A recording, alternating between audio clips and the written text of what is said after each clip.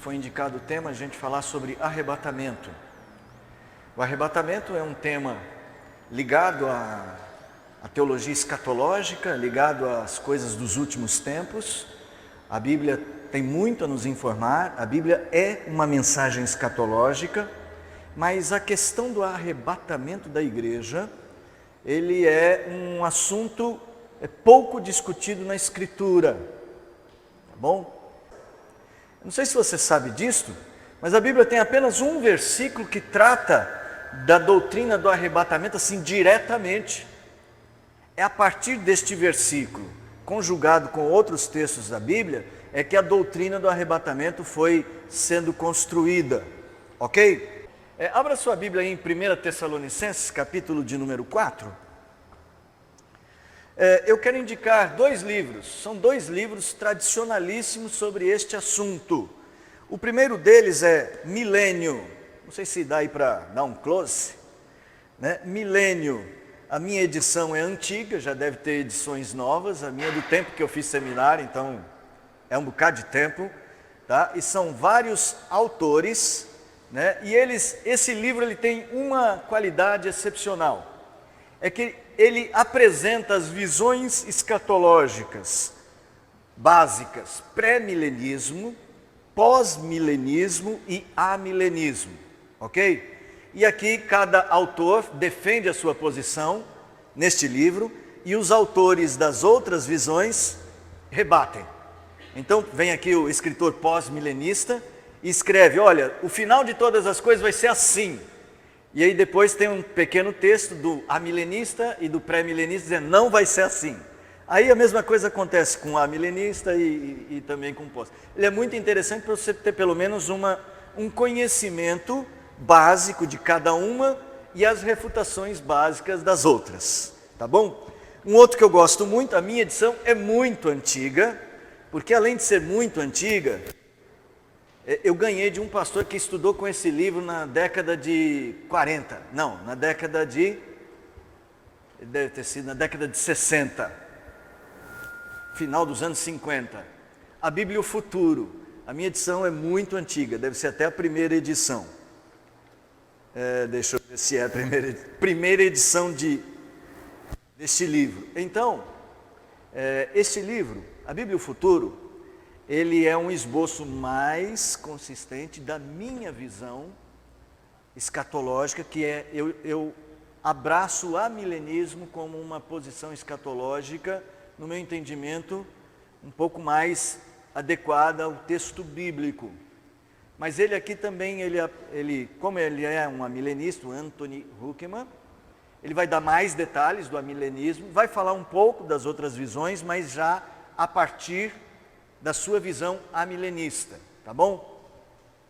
O Huckman é o amilenista que defende o amilenismo nesse livrinho. E aqui ele expõe com mais detalhes a sua visão. Então, são dois livros básicos para o meu trabalho hoje aqui. Então, eu já tenho que definir para vocês que o meu trabalho hoje aqui vai ser o seguinte: falar qual é o conceito básico de cada uma das principais visões a respeito do arrebatamento. Então, assim, nós estamos falando de visões escatológicas, mas dentro das visões escatológicas nós vamos trabalhar só com o assunto do arrebatamento. Tá bom? Porque você vai me perguntar, o que vai acontecer na visão tal? Tem muita coisa para ser dita e não dá para dizer isso em 20 minutos. Você abriu aí em 1 Tessalonicenses 4? 1 Tessalonicenses, capítulo de número 4.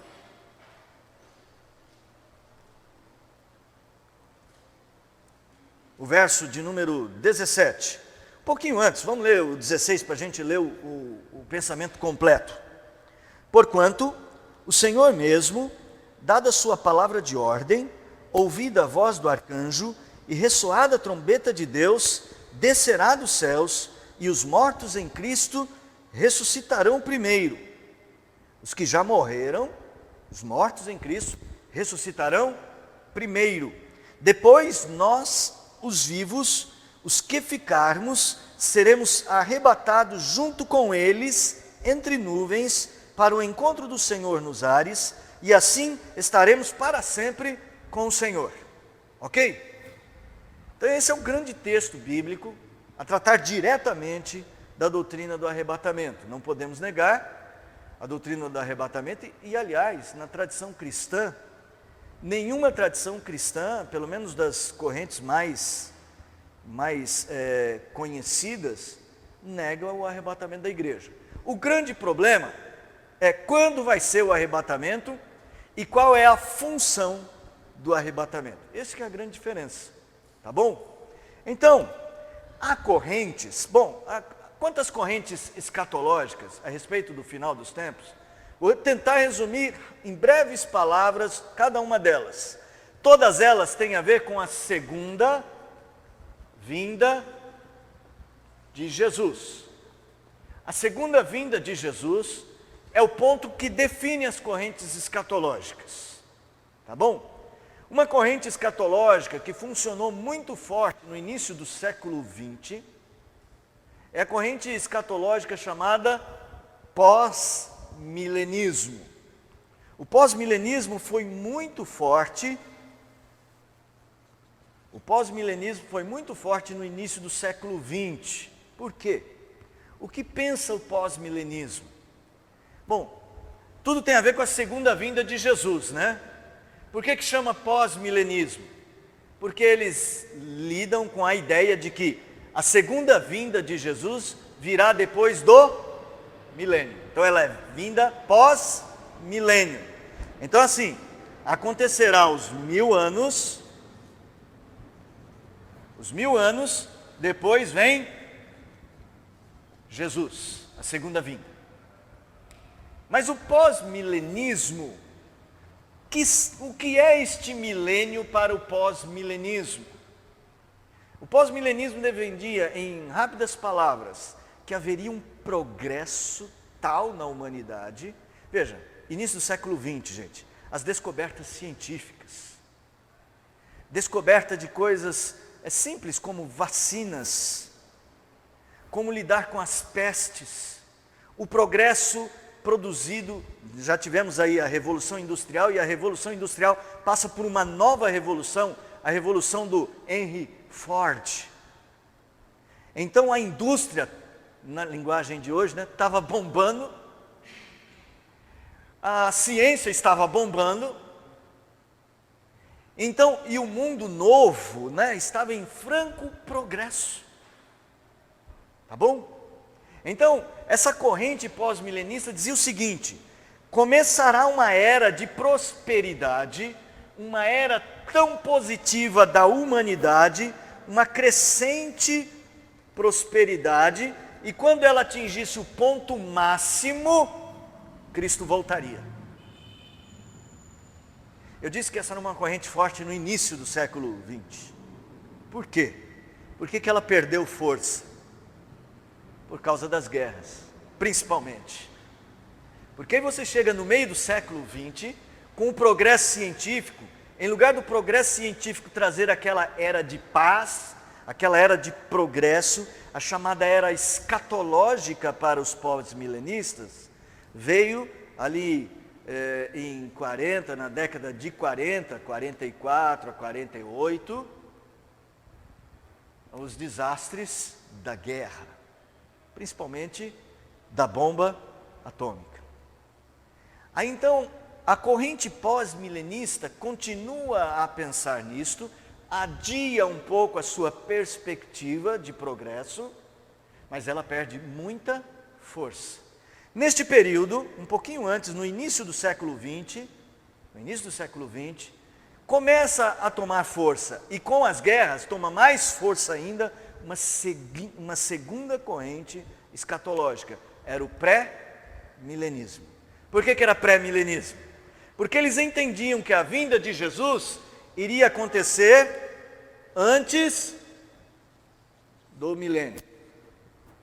Então a segunda vinda iria acontecer antes do milênio.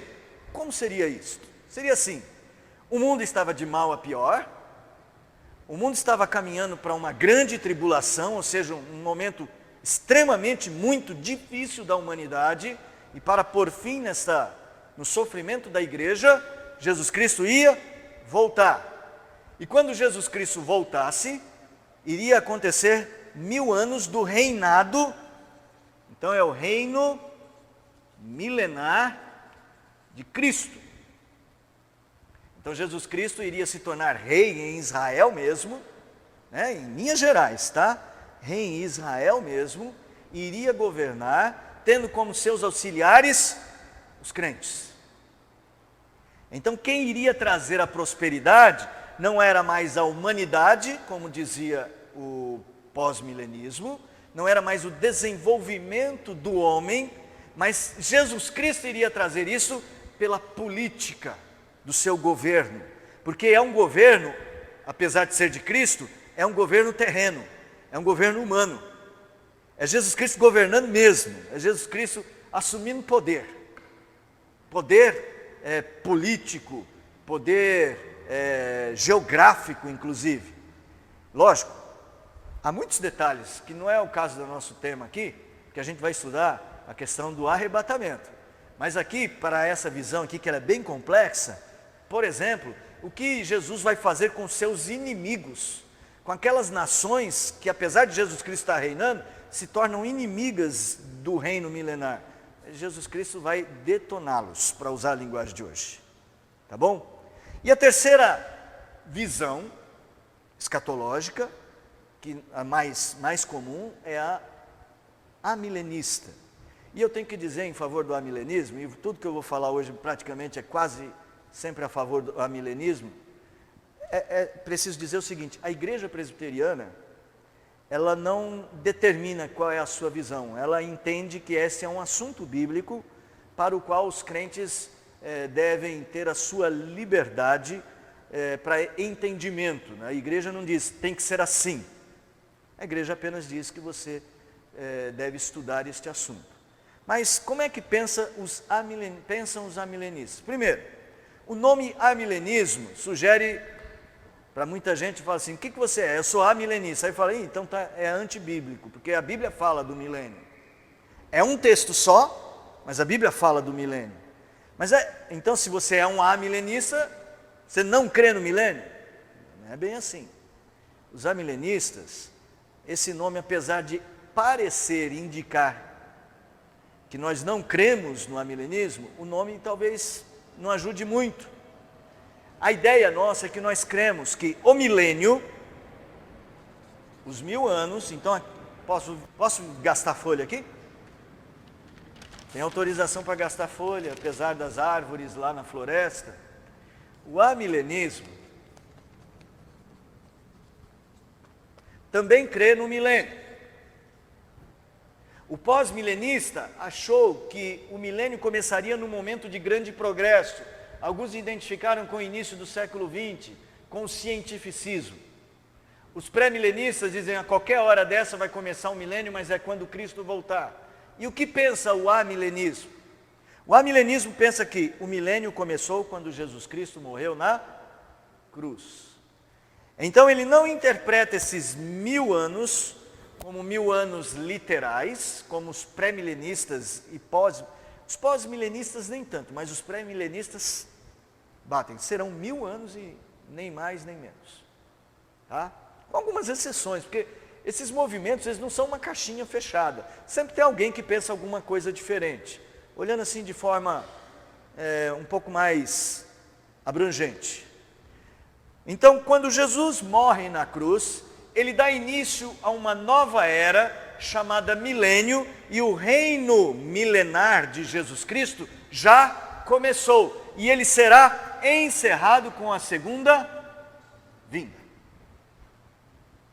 Então, para o amilenista, a questão não é que não vai haver um milênio, é que nós já estamos vivendo esses 1000 anos do governo milenar de Jesus Cristo. Agora vamos falar do arrebatamento. Onde é que entra o arrebatamento em cada uma dessas visões? E qual é a função do arrebatamento em cada uma dessas visões? Pós-milenistas e amilenistas trabalham com o arrebatamento acontecendo na segunda vinda de Jesus. O arrebatamento, para o pós-milenista, acontecerá na segunda vinda de Jesus. Quando Jesus voltar, ele vai arrebatar a sua igreja. Então esse texto do apóstolo Paulo para pós-milenistas e amilenistas, é um texto que está ligado a exatamente os últimos momentos dessa presente existência, ou dessa presente era. Tá? Neste sentido, amilenistas e pós-milenistas estão muito próximos, porque eles entendem o seguinte, que a função deste momento é dar resultado final às coisas da história. Tá bom? Então, amilenistas e pós-milenistas pensam no arrebatamento no final da história. Mas os pré-milenistas têm uma visão bastante diferente. Eles talvez sejam os maiores responsáveis pela pelas dúvidas que a gente tem em relação ao que é e qual o propósito do arrebatamento. Os pré-milenistas entendem o seguinte: Jesus vai voltar aqui. Jesus vai voltar aqui. Só que antes dele voltar aqui, um pouco antes dele voltar exatamente com a sua igreja, haverá um rapto, um arrebatamento súbito, é o que eles pensam. Aí, o que ajudou essa visão foram aqueles filmes deixados para trás, aqueles livros, né? Livros e depois filmes. Porque, e aí a gente sempre pensa, será que fulano foi arrebatado e eu fiquei? Né? Porque os pré-milenistas nos ensinaram que haverá um rapto, um momento em que dois estarão no campo, um será tomado e o outro será deixado. E o texto do Velho Testamento não está falando de final dos tempos, está falando apenas de como Deus trabalhará entre escolhidos e não escolhidos a sua salvação. Mas de qualquer maneira, para eles, isso era um sinal de como Deus vai trabalhar os últimos tempos. Então vai chegar um momento em que vocês não, mas na cabeça deles não, os crentes, os verdadeiros, né? Mas alguns crentes ficarão, porque não eram tão crentes quanto pensavam ser, estariam na igreja, de repente o pastor sumiu. Ou então o contrário, a presidente da SAF sumiu, o pastor ficou. Né? Depende da igreja, você escolhe quem é que vai sumir. Depois vocês escolhem quem é que vai sumir na igreja de vocês. Eu já tenho os meus escolhidos lá na minha igreja. Quem é que vai sumir, quem é que vai ficar. Mas assim, no pensamento pré-milenista, o arrebatamento, esse primeiro arrebatamento, aconteceria de forma súbita, secreta, e os crentes seriam retirados da terra. Aí a terra ia ficar um tempo sem a presença da igreja, a não ser daqueles crentes que ficariam meio assim, e agora o que a gente faz? E aí eles vão virar crentes mesmo, porque agora eles falaram, tudo que o pastor falou era verdade. Né? Ou então o pastor, as brincadeiras dos pré-milenistas é que o pastor amilenista vai falar, eu devia ter sido pré-milenista. Né? Então seja como for, eles pensam que haverá esse problema, e depois Jesus Cristo voltaria com esta igreja que foi arrebatada, para trazer o governo de paz e justiça na terra, aquele governo que eu falei, governo efetivo, humano, político, geográfico, na face da terra. E aí então você tem inserido na visão pré-milenista, o arrebatamento. Tá bom? No final de todas as coisas, haverá um arrebatamento final,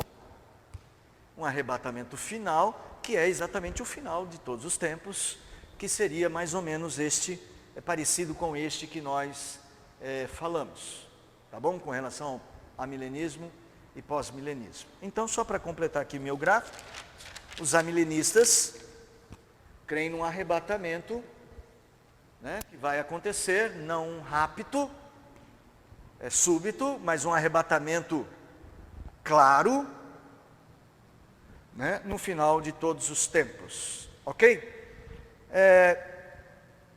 Vamos falar um pouco então sobre a função, por que este arrebatamento deve vir, por que cada uma dessas visões pensam neste arrebatamento e qual é a função deste arrebatamento na história da redenção. Tá bom? Os pós-milenistas, embora eles creiam no arrebatamento, vindo no final dos tempos, como os amilenistas, eles têm uma visão que este arrebatamento é simplesmente o final de todas as coisas. É simplesmente o ponto final. Era o início da eternidade. O mundo já estava bem correto, bem certinho, porque já teria, teoricamente, já sido transformado pelo progresso científico. O que haveria aqui seria uma santificação final de uma santificação inicial. O mundo já vinha muito bem, o mundo já estava muito preparado para Jesus Cristo voltar. A única coisa que Jesus ia dar o lustro, lustrar finalmente. O carro já estava limpo, né? Vamos usar um universo masculino. O carro já estava limpo, ele vai dar agora passar cera, tá bom? Então, a função do arrebatamento, ela é uma função assim de finalização da obra. Ok? Na visão pré-milenista, ela tem uma função de o arrebatamento é retirar a igreja da provação, porque vai começar aqui o período da grande tribulação.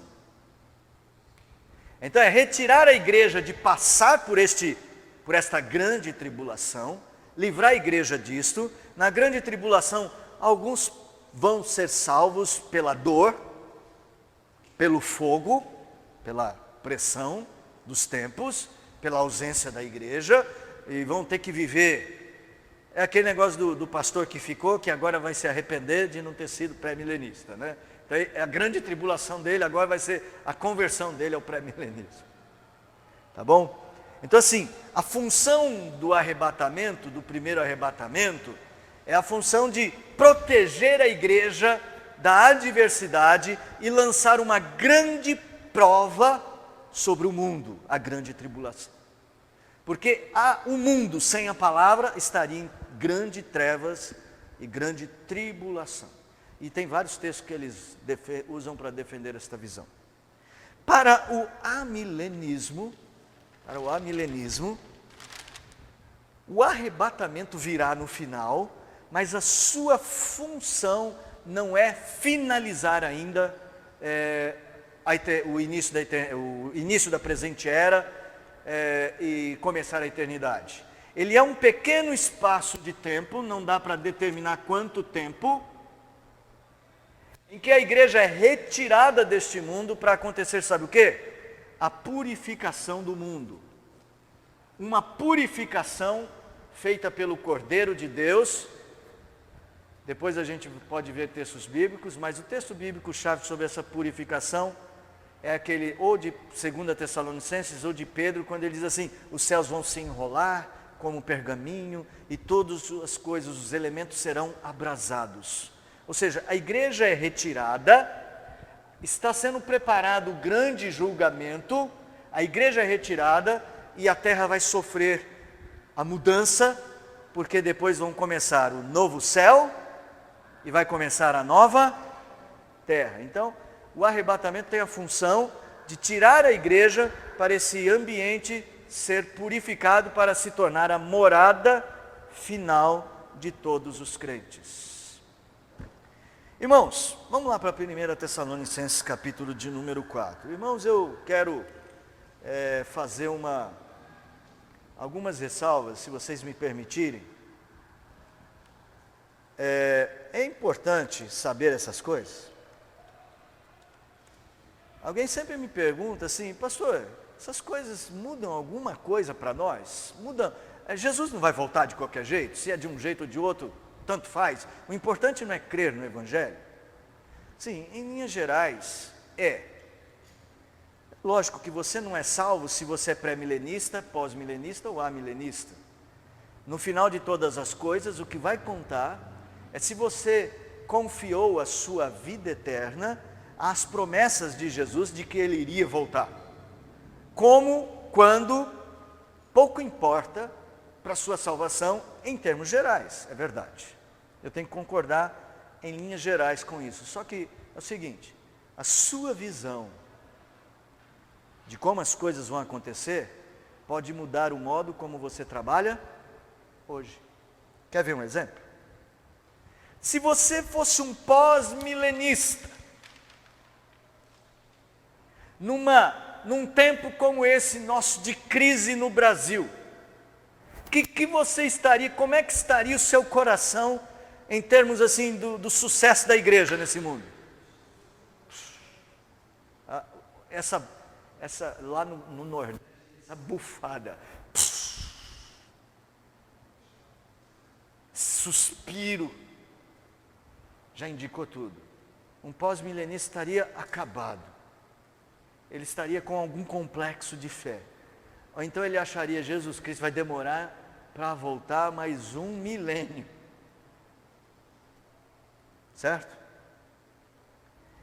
Ele teria se decepcionado com todo o envolvimento. A igreja se envolveu com projetos científicos nesta época. E muito do liberalismo teológico tinha a ver com isso aqui, porque o liberalismo teológico falou assim, não, o negócio é ser científico. Então a atitude de muitos crentes, nesse período de decréscimo desta fé, foi de total desgosto com a sua fé. E alguns, para ser bem sincero, deixaram a fé. Se você é um pré-milenista, bom, aqui eu tenho que ser sincero com vocês, respeitando a posição dos outros, é a leitura que eu faço, né?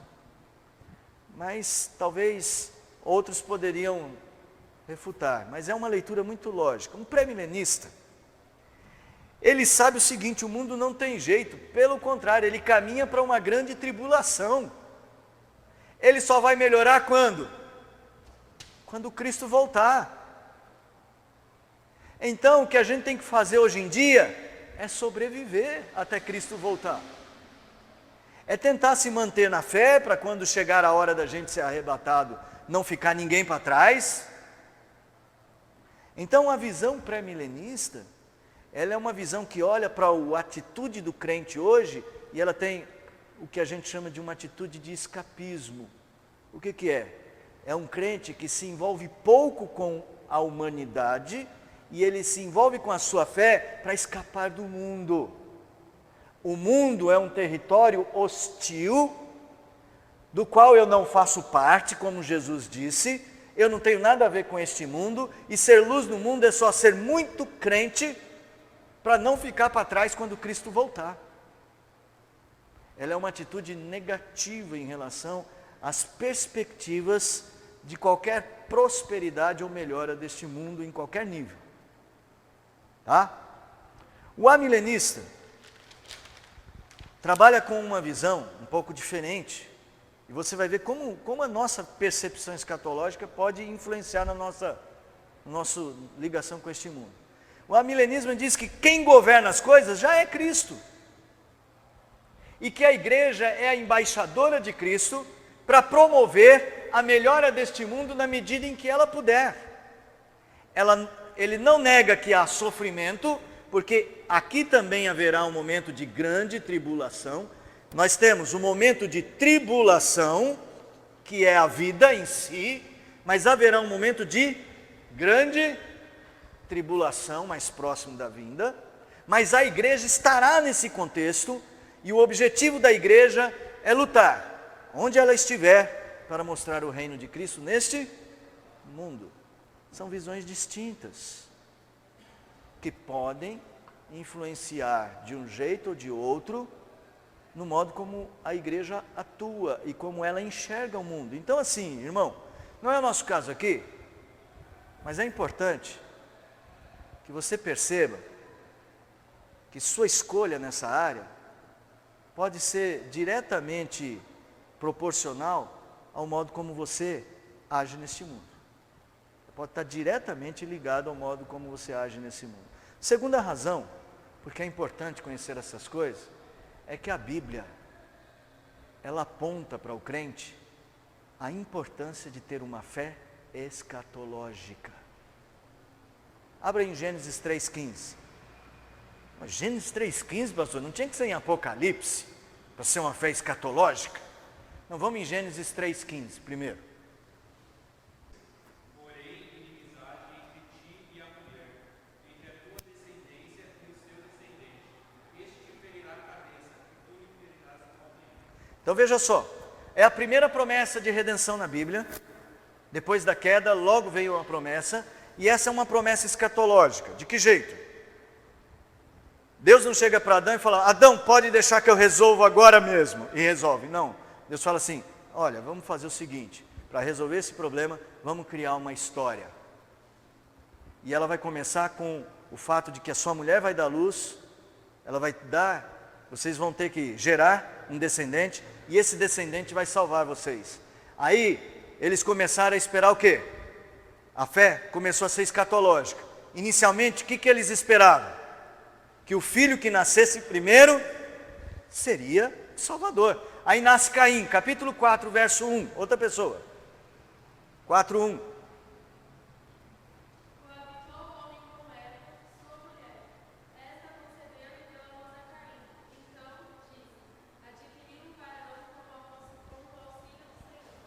Nasceu o primeiro filho, Caim.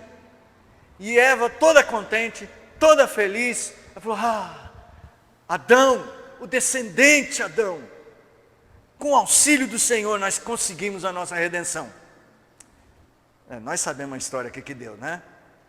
Não deu. Caim não foi o redentor. Primeiro porque ele pecou, e depois porque ele matou o outro irmão. Então imagine a decepção de Eva. Aí você pensa, Eva vai desistir agora? Não. Vai lá em Gênesis ainda, no capítulo de número 4 ainda, no verso de número 25, outra pessoa.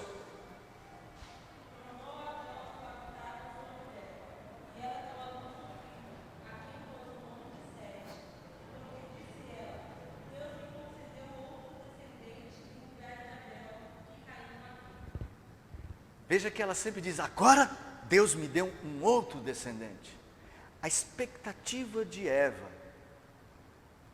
era, lógico, era pelo descendente. É muito importante isto. O descendente é uma palavra muito importante, especialmente no livro de Gênesis. Bom, mas Sete não foi o descendente, até porque o mundo ficou pior, né? Piorou muito. Veio depois o dilúvio, veio Noé. Noé depois, com seus filhos, os seus descendentes assumem a arca. Tem o problema lá dos filhos, especialmente com Cã. Até que Deus chama Abraão.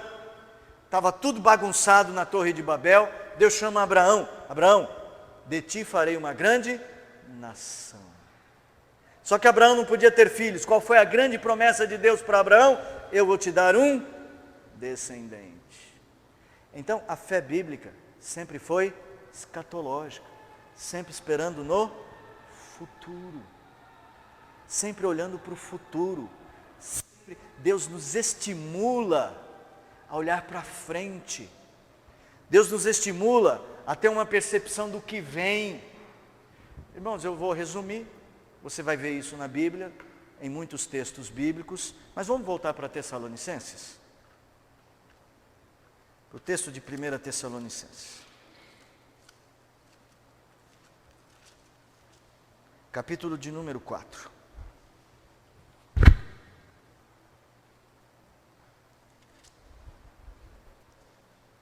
O texto que nós lemos foram os versículos 16 e 17. E aqui você verá que o apóstolo Paulo, ele está trabalhando exatamente com este conceito. Ele está falando assim, porque o que aconteceu? Jesus Cristo subiu, prometeu que ia voltar, só que Jesus Cristo estava demorando. E Paulo precisa dar uma resposta para a igreja, porque, e aí, essa volta de Jesus, vem ou não vem? Aí Paulo começa, verso de número 13, não queremos, porém, irmãos, que sejais ignorantes com respeito àqueles que morreram, os que dormem, para não vos entristecerdes como os demais que não têm esperança. Olha a ideia de fé escatológica. E ele continua, nós cremos que se Jesus morreu e ressuscitou, assim também Deus, mediante Jesus, trará em sua companhia os que dormem. Então, olhem para frente. O que vai acontecer no final é que esses que morreram agora, eles vão voltar. E aí, entre os versículos que nós lemos, que ele fala assim, o arcanjo vai tocar a trombeta e eles vão voltar. Eles serão ressuscitados antes de nós. Depois nós seremos arrebatados com eles. Uma esperança escatológica. Então é o seguinte, você não pode tornar este assunto apenas uma curiosidade bíblica. Ele tem que ser um componente da sua fé. Ele tem que compor as coisas que você pensa sobre esta vida e como e para onde esta vida vai nos levar. Jesus Cristo nos ensinou a viver com meta. Quando ele subiu aos céus, no dia que ele subiu aos céus, estava subindo aos céus e falou assim para os discípulos, assim como me viste subir, foram os anjos que falaram para ele, assim como o viste subir, desse mesmo modo ele voltará. Então assim, nós precisamos destas coisas para fortalecer a nossa esperança, para fortalecer a nossa fé, e que essas coisas ajudem a trabalhar o nosso compromisso hoje em dia. Então nós não podemos tratar esses temas apenas como curiosidade bíblica sobre como serão as coisas. Nós temos que usar essas verdades bíblicas de uma maneira que elas fortaleçam o nosso compromisso hoje com Deus.